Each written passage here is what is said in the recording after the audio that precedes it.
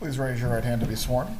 Do you swear or affirm the testimony you're about to give will be the truth? I do. You may take your seat. Please speak loudly and clearly for the jurors. Sir, please introduce yourself and spell your name. David Sims, S-I-M-S. How are you? Go ahead. Retired sergeant from Tallahassee Police Department. How long were you with Tallahassee Police Department? 28 years. Okay.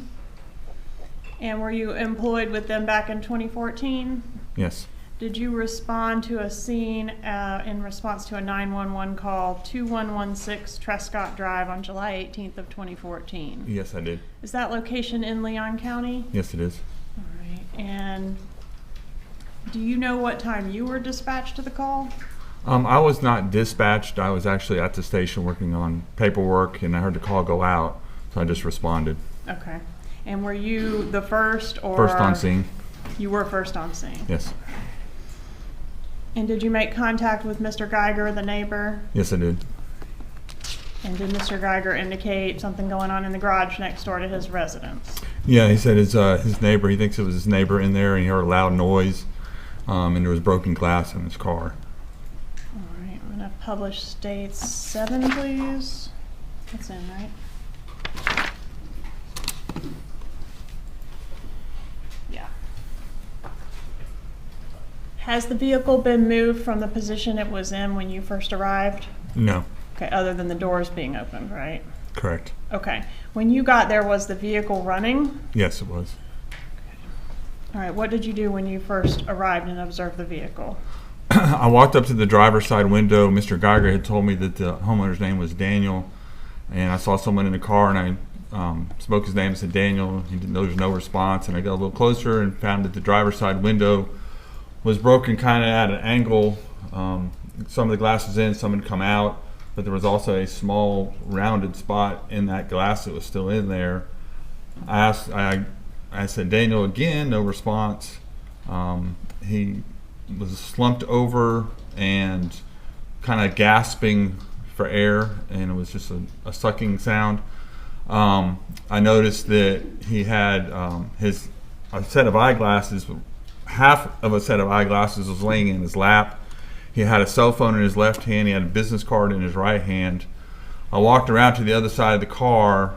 Well, first I reached in and unlocked the door, and I went around to the other side, and I opened the door and reached in and shunned off the car, so the car wasn't still running.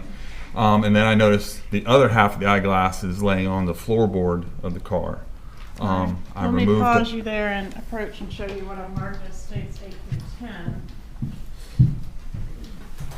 Yes. Yes.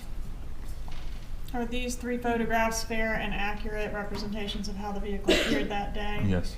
Right, Judge, I'd ask to introduce states 8 through 10. No objection. States 8 through 10.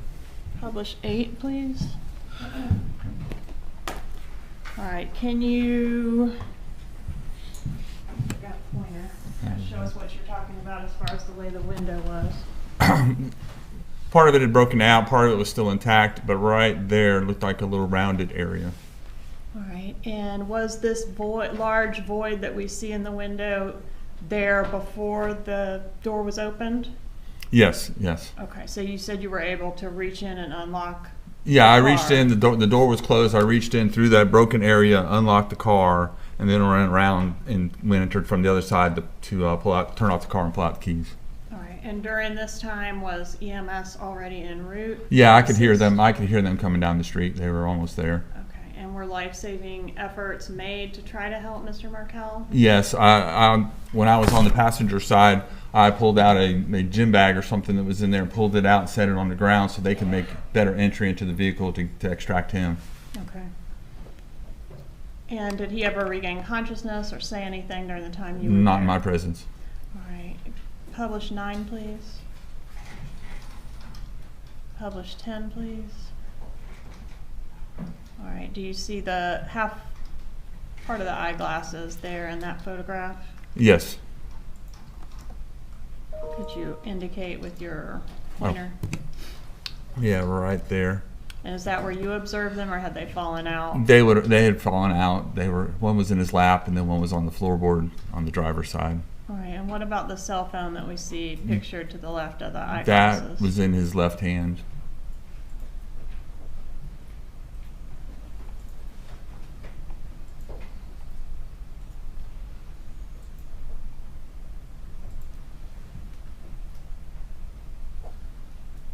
Was there a safety search done of the house? Yes, after EMS was removing him, then myself and a couple other officers, we took the keys that were in the car. The person door from the garage into the house was locked. We unlocked that, did a search of the house, found no one, nothing amiss.